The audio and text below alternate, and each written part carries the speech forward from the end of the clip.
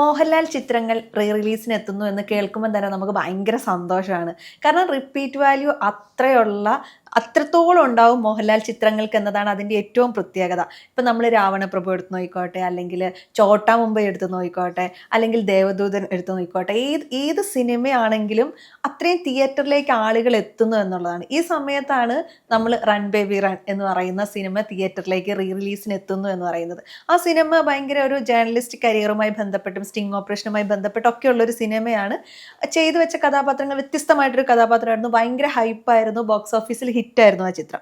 അപ്പോൾ ആ ചിത്രം ശരിക്കും ഒരു റീ റിലീസിന് എത്തുമ്പോൾ ഒരു മോഹൻലാൽ ആരാധകന് ഭയങ്കര പ്രതീക്ഷ കൂടി നൽകുന്ന ഒന്നാണ്. കാരണം മോഹൻലാൽ ചിത്രങ്ങൾ കാണാൻ വേണ്ടി ആളുകൾ തിയേറ്ററിലേക്ക്, ഇപ്പോൾ ചോട്ടാ മുംബൈൻ്റെ ഒക്കെ സമയത്ത് നമ്മുടെ ഇൻസ്റ്റഗ്രാമൊക്കെ ഫുൾ അതായിരുന്നു, കാണാനല്ല അത് ആഘോഷമാക്കുകയാണ് സിനിമകൾ എന്നുള്ളത്. തിയേറ്ററിൽ ഇതൊക്കെ ഒരിക്കൽ കൂടി കാണാൻ പറ്റുക, അല്ലെ പുതിയ ജനറേഷൻ ഒന്നും കൂടെ കാണാൻ പറ്റുക എന്ന് പറയുന്ന ഒരു ഹാപ്പിനെസ് കൂടി ഇത്തരം റീ റിലീസ് ചിത്രങ്ങൾക്ക് ഉണ്ട് എന്ന് തന്നെയാണ് തോന്നുന്നത്. അതെ, ഇപ്പം വലിയ ചർച്ചയാവുന്ന വേറൊരു കാര്യം ഈ റൺ ബേബി റൺ രാവണപ്രഭുവിൻ്റെ കളക്ഷൻ മറികടക്കുമോ ഇല്ലയോ എന്നുള്ളതൊക്കെയാണ്. ഇപ്പം റൺ ബേബി റണ്ണിൽ റീ റിലീസ് ചെയ്യുമ്പോൾ റൺ ബേബി റൺ ഇതുപോലെ മറ്റ് ലാലേട്ടൻ പടങ്ങൾ പോലെ തന്നെ വിജയമാകുമോ എന്നുള്ള ചോദ്യങ്ങളും വരുന്നുണ്ട്. അപ്പം അതിൻ്റെ പ്രധാനമായ ഒരു കാരണം എന്ന് പറയുന്നത് ഇതൊരു ജേർണലിസ്റ്റിക് മൂവിയാണ് എന്നുള്ളത് കൂടിയാണ്. മാത്രമല്ല അതിൽ ലാലേട്ടൻ്റെ കുറച്ച് എന്താ പറയുക, നമ്മൾ കാണാത്ത രീതിയിലുള്ള കുറച്ചൊരു ട്വിസ്റ്റുകൾ നിറഞ്ഞ ഒരു സിനിമയാണ്. അപ്പം നമ്മൾ ചിലപ്പോൾ ആദ്യമായിട്ടായിരിക്കും ഇങ്ങനെയൊക്കെയാണോ മാധ്യമപ്രവർത്തനം എന്ന് സാധാരണക്കാർ അറിയുന്നത് ആ സിനിമയിലൂടെയൊക്കെയാണ്. അപ്പം അതുകൊണ്ട് തന്നെ ആ സിനിമ വലിയ ഓളം ഉണ്ടാക്കിയിട്ടുണ്ടായിരുന്നു. ആ ഓളം വീണ്ടും ഉണ്ടാക്കാൻ സാധിക്കുമോ ഇല്ലയോ എന്നുള്ളത് നമുക്കത് കണ്ട് തന്നെ അറിയേണ്ട ഒരു കാര്യമാണ്. മാത്രമല്ല രാവണപ്രഭു 4 കോടിയുടെ മുകളിലാണ് കളക്ഷൻ മേടിച്ചിട്ടുള്ളത് റീ റിലീസിന് മാത്രം. അപ്പം റൺ ബേബി റൺ എത്തുമ്പോൾ ഈ കളക്ഷൻ മറികടക്കുമോ എന്നതാണ് പ്രധാനമായും ഉയരുന്ന ഒരു ചോദ്യം. അപ്പോൾ ആ ചോദ്യത്തിനെന്ന് പറയുമ്പോൾ ആണെങ്കിൽ അതിലൊരു പാട്ടുണ്ട്. റൺ ബേബി റണ്ണിൽ ലാലേട്ടൻ പാടിയ ഒരു പാട്ടുണ്ട്. ആ പാട്ട് കേൾക്കാനായി മാത്രം ചിലപ്പോൾ ലാലേട്ടൻ ആരാധകർ തിയേറ്ററിലേക്ക് എത്തുമെന്ന് നിസ്സംശയം പറയാൻ സാധിക്കും. അന്ന് ആ സിനിമ ഇറങ്ങിയ സമയത്ത്, റൺ ബേബി റൺ ഇറങ്ങിയ സമയത്ത് അതിനുള്ളിലെ അമല പോൾ മോഹൻലാൽ കോംബോയിനെ കുറിച്ചും ആ പാട്ടിനെ കുറിച്ചും മോഹൻലാൽ പാടി അഭിനയിച്ച സീനിനെ കുറിച്ചൊക്കെ ഭയങ്കര ചർച്ചയായിട്ടുണ്ടായിരുന്നു.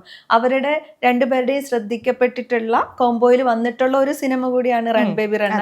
അപ്പം ആ പാട്ടിനൊരു ആരാധകരുണ്ട്. അത് നമ്മൾക്ക് ആദ്യം കേൾക്കുമ്പോൾ പിന്നെയും പിന്നെയും പിന്നെയും കേൾക്കുമ്പോൾ നമുക്കൊരു ഇഷ്ടം തോന്നുന്ന ഒരു പാട്ടുകൂടിയാണ് ആ സിനിമയിലുള്ളത് എന്ന് തന്നെ.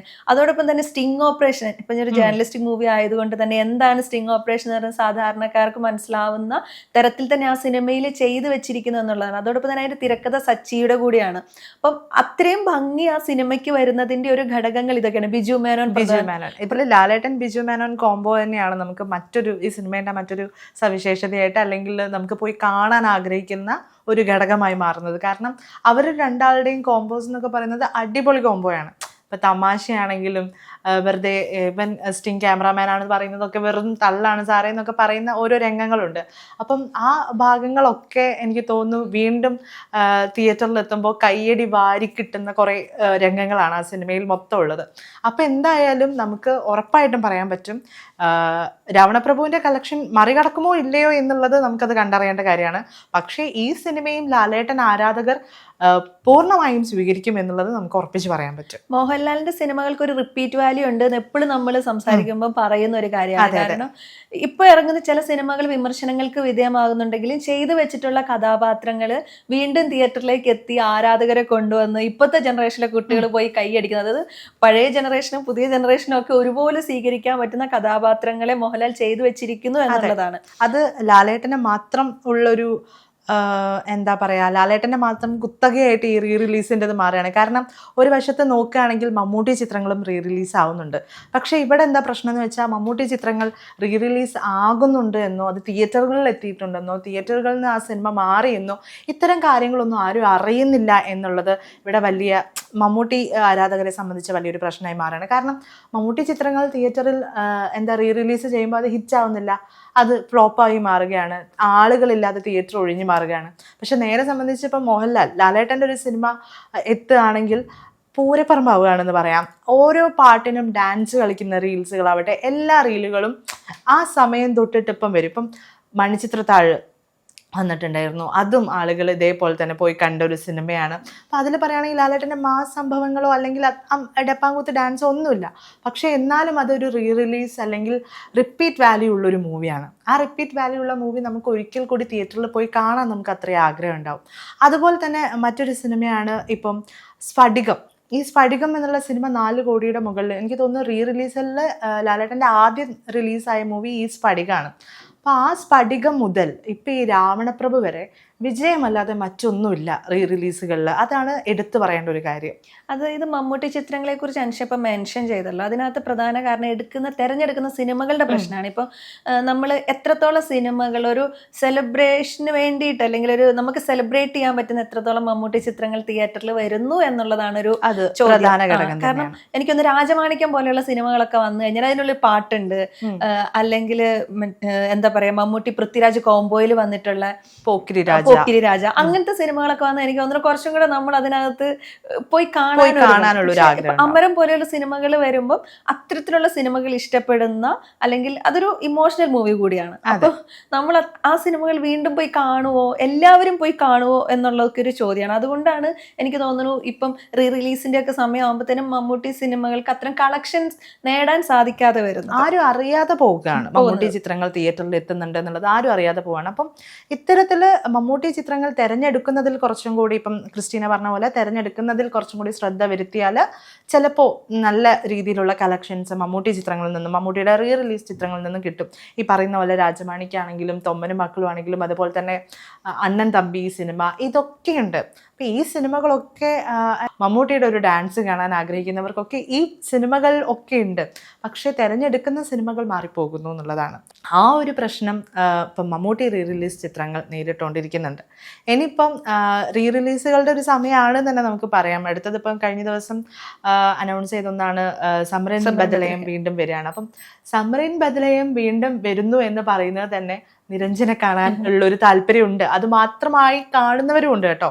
അപ്പം നിരഞ്ജനായി ലാലേട്ടൻ്റെ ആ ഒരു എൻട്രി എന്ന് പറയുന്നത് അത് നമുക്ക് TV-യിൽ കണ്ടാൽ പോലും നമുക്ക് രോമാഞ്ചമാണ്.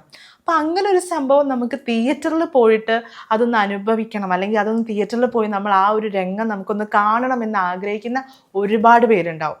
ആ ഒരൊറ്റ കാര്യം കൊണ്ട് മാത്രം സമറിൻ ബദലയം ചിലപ്പം വലിയ ഹിറ്റായി മാറാൻ ഒരു കാരണമുണ്ടെന്ന് എനിക്ക് തോന്നുന്നു. സമറിൻ ബത്ലഹേമിന് പ്രത്യേകിച്ച് ഒരു ആരാധകർ തന്നെ ഉണ്ട് ആ സിനിമയ്ക്ക് എന്നുള്ളത് വേറൊരു കാര്യമാണ്. സമറിൻ ബത്ലഹേമിന്റെ സെക്കൻഡ് പാർട്ട് ഉണ്ടോ അങ്ങനെ ചോദിച്ചു പോകുന്നവരുണ്ട്. അപ്പം ആരായിരിക്കും ആ പൂച്ചേനെ അയച്ചത് എന്നുള്ള ചോദ്യങ്ങൾ മൊത്തം ഇപ്പോഴും സമറിൻ ബത്ലഹേമിൽ അതേപോലെ തന്നെ ഉണ്ട് എന്നുള്ളതാണ്.